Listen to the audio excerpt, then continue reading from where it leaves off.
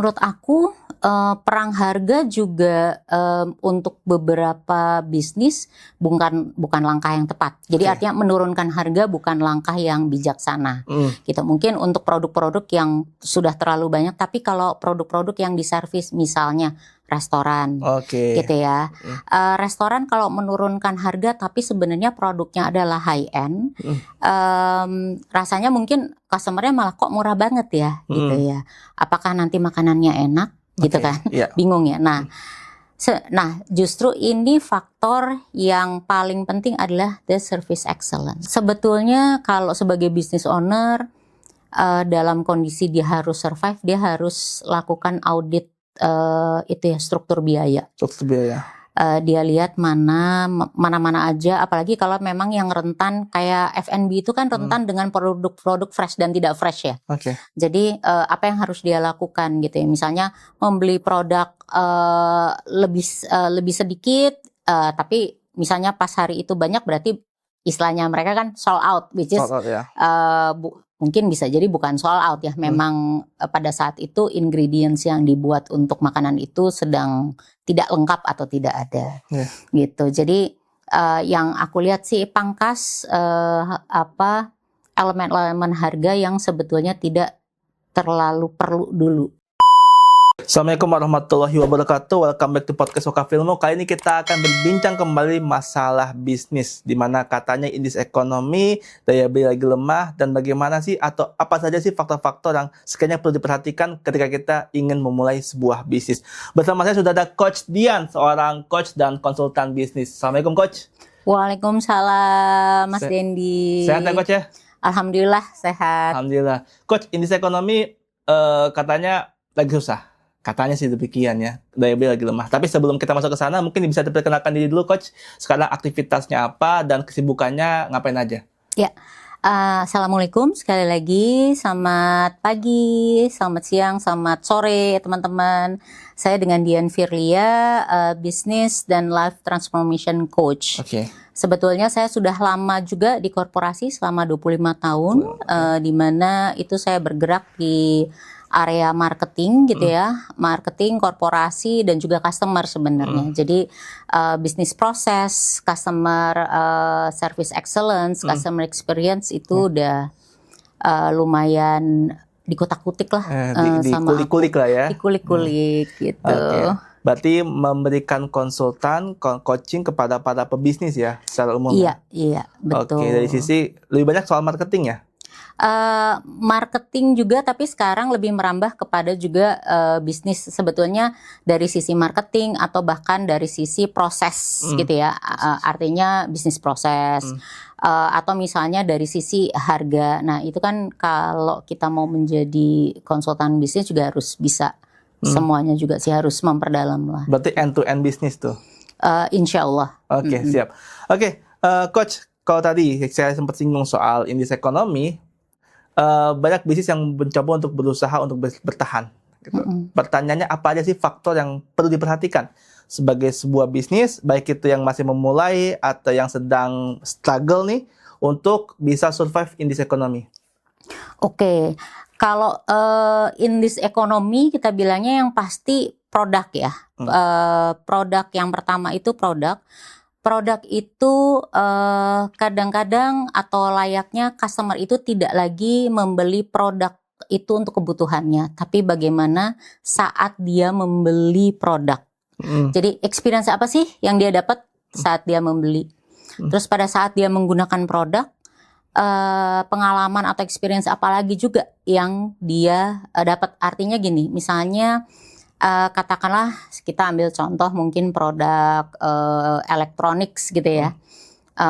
Dua-duanya mirip-mirip, setipe, bahkan harga 11-12 gitu. Nah, yang satu mungkin banyak perintilannya, susah.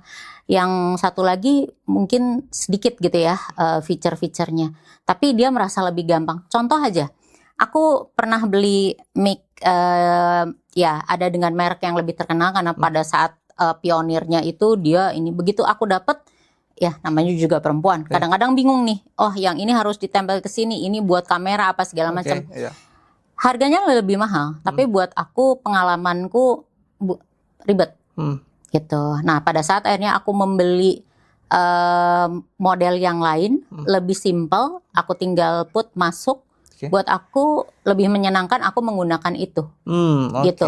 Jadi itu produk dulu ya. Jadi kembali lagi, mungkin ada yang mau bilang, oh ini kalau kalian beli sekalian ini lengkap dengan fiturnya. Tapi kadang-kadang ada orang yang nggak mau. Gila, saya beli 10 feature nih buat apa aja ya? Kan kadang-kadang nggak terlalu convenient juga gitu, nggak terlalu butuh juga gitu. Nah, ada yang kedua yang nih simple sesuai dengan kebutuhan. Nah, itu experience yang dari produknya. Jadi pada saat dia menggunakan, pada saat dia membeli. Nah, yang kedua mungkin orang kalau dibilang brand dulu, apa sih sekarang kalau kita lihat produk yang harus mengutamakan brand. Mobil pun sekarang kita udah nggak bilang, saya mau beli yang Toyota. Bahkan sekarang udah pokoknya fiturnya bagus, lengkap, terus sesuai kebutuhan kan, sesuai needs. Balik lagi, the point adalah sesuai needs. Kalau produk, ya karena brand itu sekarang sekali lagi banyak sekali produk yang sudah dijual based on diversity dari needs-nya kan customer. Jadi kalau menurut aku brand mungkin untuk beberapa produk masih punya kekuatan. Artinya misalnya dia beli barang-barang elektronik, handphone mungkin masih ada 1-2 yang memang sudah ini, atau barang-barang kebutuhan rumah tangga. Oh aku mau beli kulkas dengan merek tertentu gitu. Tapi instead of itu rasanya kayaknya udah tinggal yang senyamannya kita aja sesuai kebutuhan. Gitu. Artinya branding udah nggak relevan lagi? Seperti apa? Tetap relevan, tapi brandnya itu lebih kepada gaining trust. Gaining trust, oke. Gitu. Gaining trustnya maksudnya seperti ini. Yang aku sebutkan tadi contoh produk mic ya, yang satu di mana aku beli sebetulnya jauh lebih mahal tapi ribet banget buat aku. Yang kedua jauh lebih murah tapi sebetulnya sesuai sama kebutuhan aku. Nah, brand sebetulnya brand yang pertama jauh lebih kuat ya, gitu ya pada saat itu, gitu. Tapi balik lagi, kalau dia mungkin tidak menciptakan produk yang sesimpel yang produk B ini, rasanya mungkin lama-lama orang juga udah deh, yang penting murah secara istilahnya affordable secara harga, sesuai kebutuhan saya, dipakainya juga mudah. Gitu. Berarti sekarang orang udah mulai berpikir rasional ya. Betul. Membandingkan harga dan juga sesuai dengan fasilitas dan fiturnya. Kalau memang fiturnya sama dan ini harga lebih murah, kenapa nggak ngambil yang ini aja? Betul. Instead of brandnya ini lebih bagus gitu ya. Betul. Nah kalau udah seperti itu, berarti apakah langkah yang sebenarnya harus dilakukan adalah menurunkan harga? Kan sekarang kan banyak isunya perang harga ya. Gitu. Apalagi kalau kita bicara marketplace kan isunya perang harga semua tuh. Nah, kalau begitu, strategi yang pas tuh apakah seperti itu atau seperti apa yang bisa Coach Dian sampaikan? Kalau menurut aku, perang harga juga untuk beberapa bisnis bukan langkah yang tepat. Jadi artinya menurunkan harga bukan langkah yang bijaksana. Gitu. Mungkin untuk produk-produk yang sudah terlalu banyak, tapi kalau produk-produk yang diservis misalnya restoran, gitu ya. Restoran kalau menurunkan harga tapi sebenarnya produknya adalah high end, rasanya mungkin customernya malah kok murah banget ya, gitu ya. Apakah nanti makanannya enak, gitu kan? Bingung ya. Nah, justru ini faktor yang paling penting adalah the service excellence. Service excellence. Gitu. Jadi customer experience-nya pada saat memasuki misalnya tempatnya, experience-nya apa sih yang didapat? Apakah misalnya frontlinernya ramah atau enggak, bisa cepat mengenal nama, itu kan getting connection sama ini ya, sama customer kan gitu loh. Kalau Mas Dendi gitu ya datang ke satu tempat, walaupun pertama kali dengan siapa Pak Dendi, habis itu begitu kali kedua diinget terus namanya rasanya beda ya, beda rasanya banget. Beda. Apalagi kebutuhannya Mas Dendi, dia tahu nih oh Mas Dendi ini dia nggak suka makanan yang misalnya yang ribet-ribet atau ada sesuatu concern tentang kesehatan. Nah itu dihafal, the customer will be would appreciate it gitu loh. Iya, bahkan Gitu. kadang beberapa tempat ya emang saya langganan ya. Jadi saya nggak perlu ngasih tahu saya mau apa, tiba-tiba harus dibungkusin. Dan saya lagi ngantri nih, terus tiba-tiba pas bagian saya belum ngomong apa-apa, dia langsung bungkusin. Nih, yang biasa Mas kan? Den seperti biasa gitu misalnya Mas Dendi order misalnya hot cappuccino. Mas Dendi ordernya biasa, ya gitu tanpa perlu ada apa lagi, mengulang lagi. Nah itu kan sebetulnya memori itu yang akhirnya membuat customer begitu nanti ada katakanlah ada saingannya atau kompetitor mau masuk lagi, misalnya saya mau nyoba yang baru, enggak deh, saya udah nyaman. Kenapa? Karena si customer itu merasa ada building community. Oke. Misalnya ada di mana bahwa oh dia diakui kok gitu ya, diterima di misalnya di tempat atau di coffee shop tersebut, daripada saya ke tempat yang baru gitu ya, udah diem-dieman ya. Bukan berarti artinya kalau diakui itu diajak ngobrol terus, enggak. Tapi hey Mas Dendi, yuk misalnya yang tempat yang di pojokan, your favorite place sudah disiapkan atau ada. So pasti kamu juga nyaman gitu kan. Ini kan hal sederhana yang nggak ngeluarin cost juga, tapi kayaknya banyak orang nggak melakukannya ya. Kenapa kira-kira Mbak ya, Coach ya? Kadang orang terpaku sama SOP. SOP. SOP itu kan baku ya gitu. Jadi menyapa gitu ya. Harus menyapa pelanggan. Tapi menyapanya ya selamat pagi. Terus orang lagi banyak. Nah dia kadang-kadang frontliner itu tidak bisa memanage gitu ya. Di beberapa pelatihan yang saya tahu bahkan sampai diajarkan memberi senyuman itu harus dari hati. Sampai diajarkan senyumannya nggak boleh ya saya harus sampai ke sini gitu. Di beberapa pelatihan service excellence. Nah jadi ini juga membiasakan mereka bahwa jadi benar-benar dipantau senyumnya apa kamu. Misalnya ada yang ini udah senyum Bu, enggak, naik lagi gitu. Jadi supaya seragam dan hal-hal kecil lain yang sebenarnya put yourself in the customer shoe gitu ya. Tempatkan diri kita kalau misalnya kalau rame gini disuruh nunggu sambil berdiri, apalagi misalnya bawa orang yang sudah sepuh rasanya nggak enak. Tiba-tiba misalnya ada yang ngambilin kursi, ini ibunya bisa duduk sini aja Bu gitu. Itu kan sesuatu yang di luar SOP ya. Tapi artinya menjadi pengamatan dari orang-orang yang berada di balik services itu untuk tetap servicing by heart sih gitu loh. Iya, dan yang berbahaya kan ketika khususnya di F&B ya, saya beberapa kali tuh sempat ketika saya datang ke sebuah resto, saya pesan, estimasinya saya tuh kalaupun dia nggak menyampaikan paling lambat 30 menit penyajian serving gitu. Kalau bisa 15 menit kan, gitu kan. Cuman karena dia nggak menyampaikan, ya ekspektasi saya 30 menit. Ternyata sampai sejam nggak nyampe itu makanan. Pas kami datangi, dia bilang dia tanya ke dapur, terus dia bilang, maaf Kak, lagi dimasak. Saya bilang, ini baru dimasak. Ini masih baru dimasak nih. Dia baru tahu nih, baru enggak nih. Jadi waktu diingatkan itu baru akan dilakukan baru akan dilakukan. Saya bilang, ya udah Mbak, nggak usah Mbak, nggak usah nggak jadi pesanannya. Itu kan kayak, wah ini kacau juga nih, bikin kecewa kan akhirnya kan. Sebenarnya kalau gitu, jadi mereka bukan ini ya. Kalau menurut aku sih semua pasti udah ada SOP, walaupun mungkin ada yang mungkin ketat berlaku, ada yang ya mungkin ditetapkannya tidak terlalu tegas gitu. Nah bisa jadi saat teori sama praktek kan kadang-kadang beda jauh ya Mas. Nanti kalau kamu ini mesti begini-begini, oke siap. Nah pas kebetulan lagi rame gitu kan, peak time gitu, 3 kali lipat dari biasa.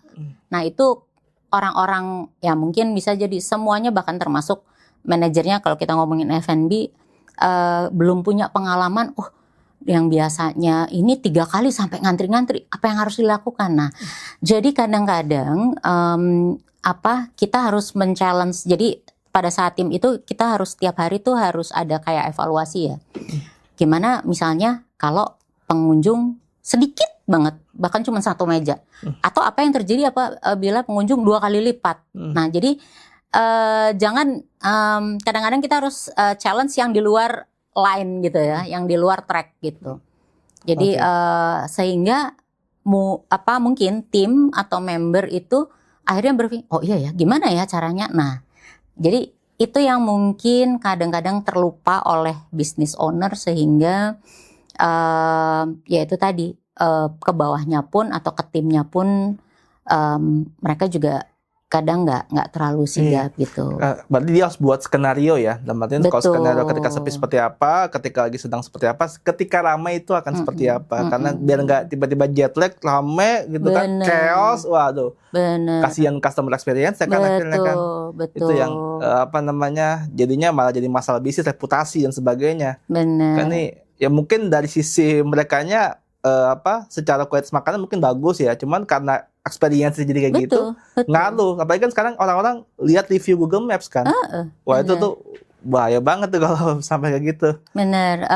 Dan kalau Google Maps kadang-kadang kalau menurut aku suka agak random ya. Artinya agak random, misalnya kita pikir 4,2 kan itu kan sebetulnya 1 sampai 5 ya, 5 yang paling tinggi. Biasanya kalau kita apps yang kayak Gokar, Grab itu kalau udah 4,9 masih oke, 4,8 ke atas. Nah, kalau makanan, kalau Google review itu 4,3, 4,4, 4,5 masih oke banget gitu ya. Kecuali kalau misalnya di bawah itu. Jadi memang parameternya bisa beda-beda. Tapi kembali lagi, kita kan nggak bisa menyenangkan semua orang, punya taste-nya juga berbeda-beda, setiap orang itu unik. Tapi at least kelihatan apabila service itu dilakukan dengan genuine gitu ya. Dengan genuine tuh dengan hati, dengan intinya memang benar-benar mereka mau serve. Nah, itu biasanya akan lebih kerasa sih. Gitu. Oke. Nah, kalau kita bicara soal bagaimana survive tadi kan Coach Dian memfokuskan pada produk, customer experience. Ada lagi nggak sih variabel-variabel lain yang sekarang juga perlu nih untuk diadaptasi oleh sebuah bisnis untuk bisa survive? Sebetulnya kalau sebagai business owner dalam kondisi dia harus survive, dia harus lakukan audit struktur biaya. Struktur biaya. Dia lihat mana aja, apalagi kalau memang yang rentan kayak F&B itu kan rentan dengan produk-produk fresh dan tidak fresh ya.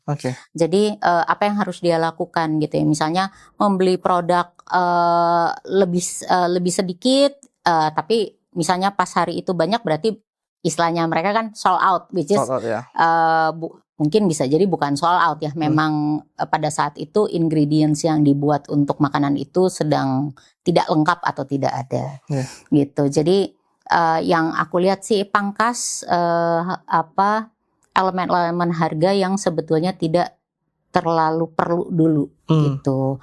Intinya utamakan yang bisa diganti. Katakanlah misalnya dia punya produk-produk ada yang import gitu ya, karena dia merasa pasti import bagus.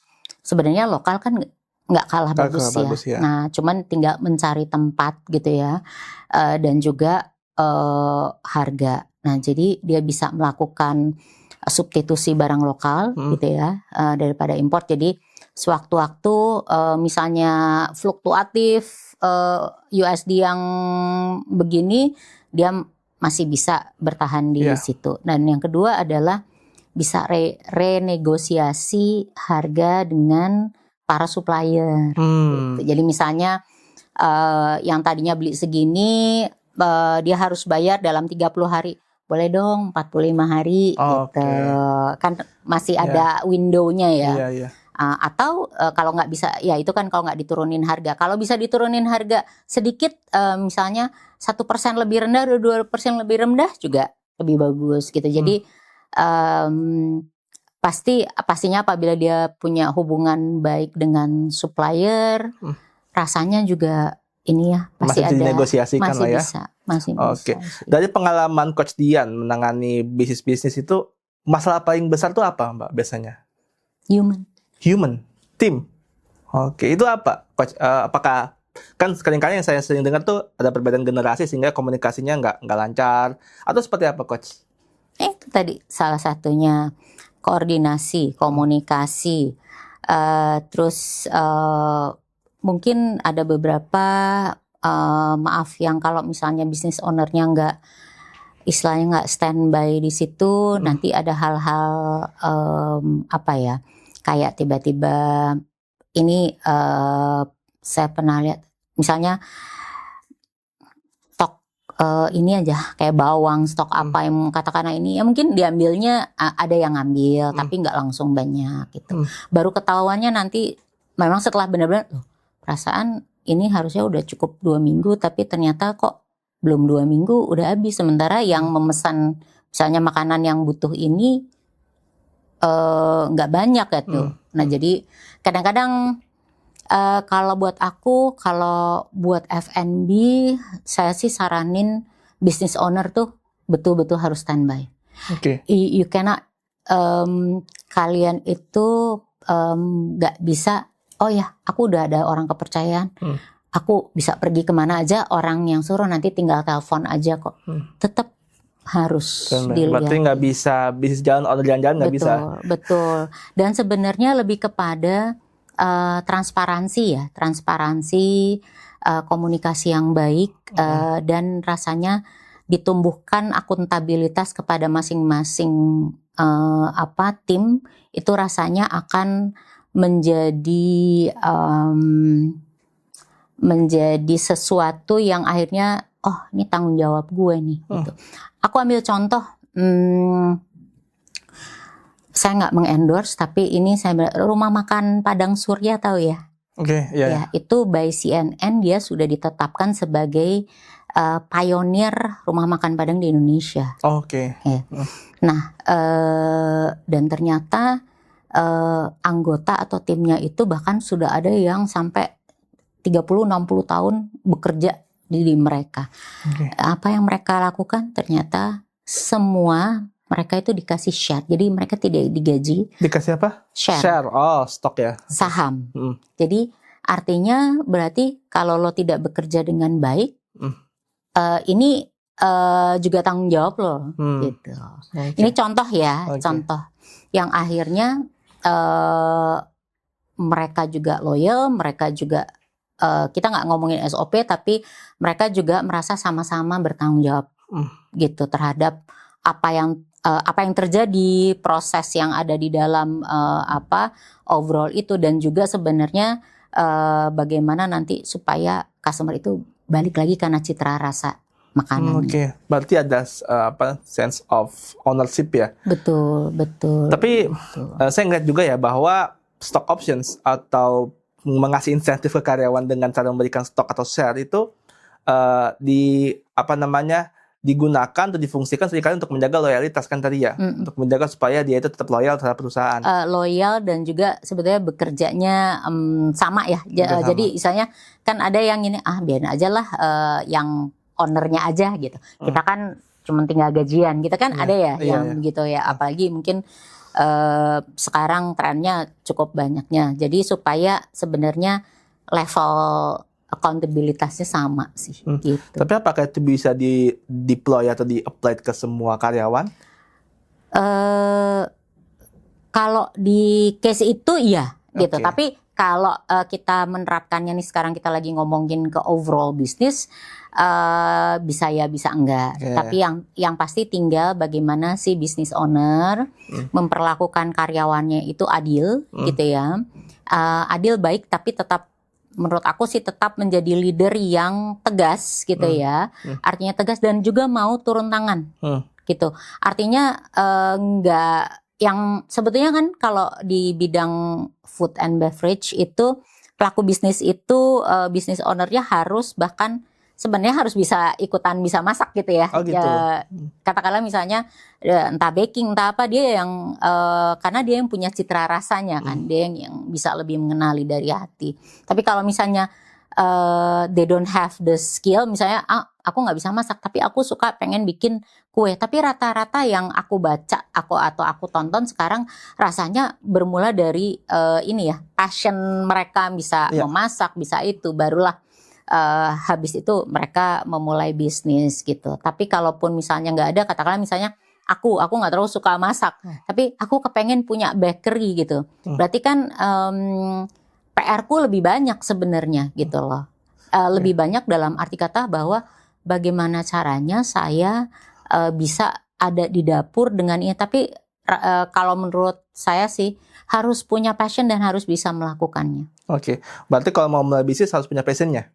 Kalau nggak punya passion, bisa nggak? Artinya you are already in, jadi udah terjun di dalam itu. Jadi misalnya katakanlah aku suka baju gitu misalnya, aku kepengen bisnis baju, yang pasti aku harus tahu fashionnya. Jahitnya nggak perlu juga, tapi at least tahu bagaimana misalnya, kalau orang yang yang dadanya besar seperti ini, dia bisa ngasih tahu ke tukang jahitnya. Jangan yang dibikin yang terlalu sama, ininya harus lebih lebar atau apa. Kalau misalnya bagi orang yang pendek misalnya dan sebagainya. Itu yang dia harus tahu teknis. Mungkin aku kalau boleh sebut brand atau apa nggak sih? Aku juga belajar ngelihat bahwa seorang perancang busana Didit Mulyana ya kalau nggak salah, itu di awal-awal prosesnya itu dia nggak tahu teknik gitu. Artinya mungkin dia tahu gambaran besarnya, tapi ternyata dengan kritik, dengan saran yang cukup banyak yang dia peroleh, beliau mau terjun untuk mempelajari teknik dan sampai sekarang lihat hasilnya luar biasa sih kalau menurut aku. Oke, itu apa yang bisa kita take away, yang bisa Coach Dian ambil dari sebuah bisnis yang akhirnya bisa melesat gitu? Berarti kalau business owner itu nggak cuman pegang duit dan nggak cuman nyuruh, but you have to be at the level yang sama dengan tim. Jadi kan ada yang udah deh, yang penting gue punya duit, ini serahin gitu. Nggak bisa. Jadi you have to go in. Masuk ke dalam aktivitas operasional bisnisnya sendiri. Bahkan misalnya aku nanya misalnya finance gimana, ini keuangan aman gitu. Aman, harus tahu mana laporannya kayak apa sih gitu. Oke, jadi nggak bisa cuma sekedar dapat aman. Mempercayakan orang, yes, betul. Karena balik lagi, you have to go check in, harus turun, harus lihat, harus bisa tanya. Kalau ada yang kita nggak ngerti, kenapa ini begini ya? Jadi pakai sense-nya lebih gitu loh. Oke. Karena kan mungkin saja dia nggak mau ngedip, karena kalau terlalu deep ya mengganggu psikologinya dia sendiri gitu kan. Iya sih, benar-benar. Jadi kepikiran. Cuman rasanya juga kayak gitu sih, Mas. Kayak aku deh, pertama aku ceritanya mau awal-awal menjadi content creator, aku minta ya udah deh ada tim deh gitu yang bikin ini, coba deh lo bikinin ininya, skripnya. Awalnya iya aja karena waktu itu banyak yang aku urusin gitu. Tapi along the way kok kayaknya jadi menurut aku nggak seperti aku ya. Okay. Kurang genuine lah ya. Jadi maksudnya berarti kayaknya memang harus kita sendiri. Harus kita sendiri, oke. Nah kalau tadi kan kita udah bicara tim ya, produk, tim. Ada lagi nggak sih Coach yang perlu juga diperhatikan? Produk, tim, biaya kita juga harus hati-hati. Mungkin lifestyle kita ya. Lifestyle sebagai business owner. Jadi once kita sudah decide bahwa kita mau berbisnis, bisnis itu kan nggak seperti orang bekerja dapat bulanan.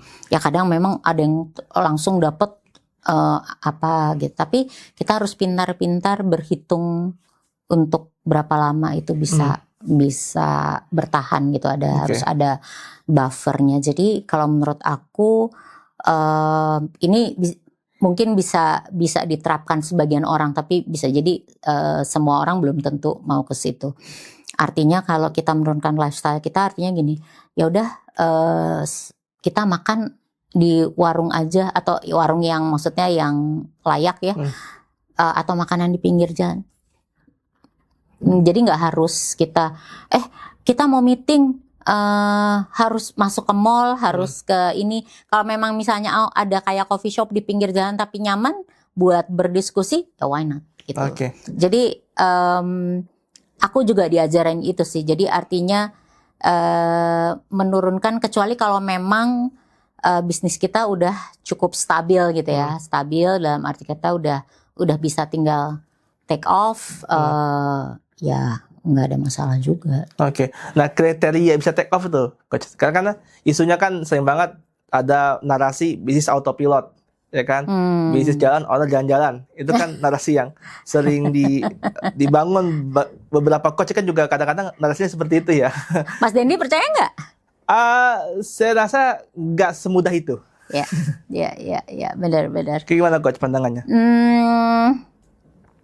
Apa tadi? ya bisnis jalan, orang jalan-jalan, bisnis autopilot kayak gitu-gitu. Apa pendapatku mengenai itu? Pendapat. Yang pasti sebagai business owner atau orang yang baru mau memulai bisnis, mindset sih harus kita lebur dulu sebagai business owner. Artinya lo harus sudah siap nanti ada kalanya sepi. Lo harus sudah siap bahwa ini semua proses, gitu. Pasti bertumbuh, but it's a process, gitu. Jadi mindset itu yang harus harus ditanamkan supaya kita benar-benar secara mental juga mental juga teruji. Dan intinya kita kalau satu nggak jalan, apalagi ini misalnya oke tapi belum sesuai harapan kita, misalnya ada apa lagi. Jadi semua dicobain aja dulu, menurut aku. Semua dicobain dulu, once nanti tengah-tengah jalan ketemu niche atau ketemu sesuatu yang udah pas sama kita, baru fokus di niche tersebut, gitu. Coach 25 tahun berkarir sebagai di korporasi gitu ya, sebagai pekerja di sana. Apa insight yang Coach dapetin sampai kemudian Coach bawa di area consulting ini? Yang pasti aku melihat bahwa sebagai leader kita tidak boleh terlalu baik, tapi bukan menjadi leader yang toksik. Leader gitu yang ya. Artinya tidak terlalu baik. Misalnya, yuk kita meeting yuk. Mbak kan kemarin udah meetingnya. Ini mau meeting apa lagi? Misalnya memang harus ada daily meeting atau update yang harus kita lakukan. Ya berarti tetap harus tegas. Tapi kembali lagi, jalani meeting itu dengan efektif dan efisien. Jadi misalnya 20 menit kelar. Ini ya. Jadi jangan muter terus at the end of the day keluar dari ruangan juga kita juga nggak tahu sebenarnya hasilnya apa. Nah kadang-kadang ada yang 2-3 jam tuh meeting. Iya. Nah saya sebetulnya paling nggak suka langsung kemarin apa terus hurdle-nya apa, challenge-nya apa, kita putusin di situ, kita cari solusi keluar, jadi udah lebih enak. Nah tapi kan banyak yang sekarang muter-muter ya kalau ini. Nah yang nggak menjadi toksik, jangan menjadi leader toksik adalah kadang-kadang ada yang pura-pura baik gitu, bukan pura-pura baik ya, tapi maksudnya baik tapi sebenarnya nanti diomongin gitu di dalamnya. Jadi ya tetap kita harus punya elemen-elemen leader yang baik lah. Dan yang kedua sebetulnya mau belajar, maksudnya everything that we do every day di corporation itu sebetulnya pembelajaran buat kita. Pembelajaran itu nggak cuman kita ke tim, kita dapat misalnya tim kita ngerjain ini, oh bisa ya dia ngerjain itu dengan cara begini. That's a learning curve buat kita. Bos gue jadi nggak harus ngelihatnya ke atas ya, gitu. Memang sebaiknya ke atas, tapi kalau yang kita bisa lihat pembelajarannya dari peers atau dari bawah itu juga. Jadi learning itu kalau menurut aku 360 gitu. 360. Gitu. Jadi itu insight ya, 25 tahun. Betul. Jadi jangan cuma ngelihat ke atas. Kalau ternyata misalnya yang di atas juga nggak memberikan terlalu banyak insight gitu. Dan yang pastikan bahwa kita ada ruang untuk bertumbuh. Kalau di aku gitu ya, bertumbuh tuh artinya tumbuh secara knowledge, tumbuh secara kalau di korporasi mungkin jabatan atau tumbuh secara yang lainnya gitu. Yang pasti sih knowledge dan kreativitas ya gitu. Oke. Kalau ada yang mau menghubungi Coach itu bisa lewat mana, Coach?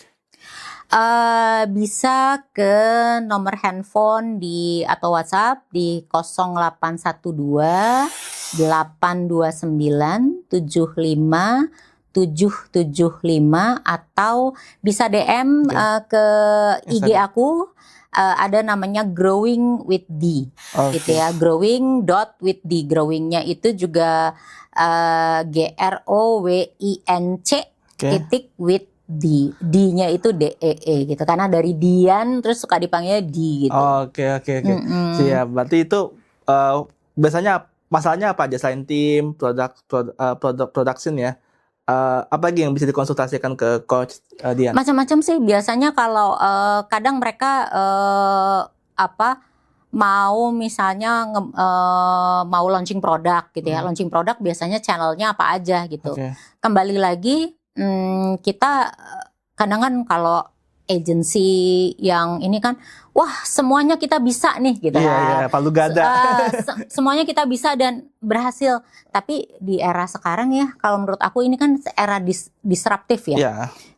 Kita lihat sebetulnya channel mana sih yang paling menguntungkan di kita. Artinya paling menguntungkan, paling dilihat orang. Kalau memang misalnya 2 cukup, katakanlah 2 ini misalnya dari Instagram dulu atau TikTok, fokus di situ dulu aja. Ya, sesekali misalnya mau ngelihat di YouTube ada iklan sedikit, tapi nggak usah yang terlalu sering aja. Oke. Thank you Coach Dian atas waktunya, atas insight-nya semuanya. Semoga siapapun yang menonton video ini, menonton podcast ini bisa mendapatkan insight dan bisa diambil untuk diadaptasi ke bisnisnya supaya bisa selalu bisa bertumbuh ke depannya. Sekali lagi makasih Coach Dian. Terima kasih semuanya. See you next podcast. Wassalamualaikum warahmatullahi wabarakatuh. Bye bye. Waalaikumsalam. Bye bye.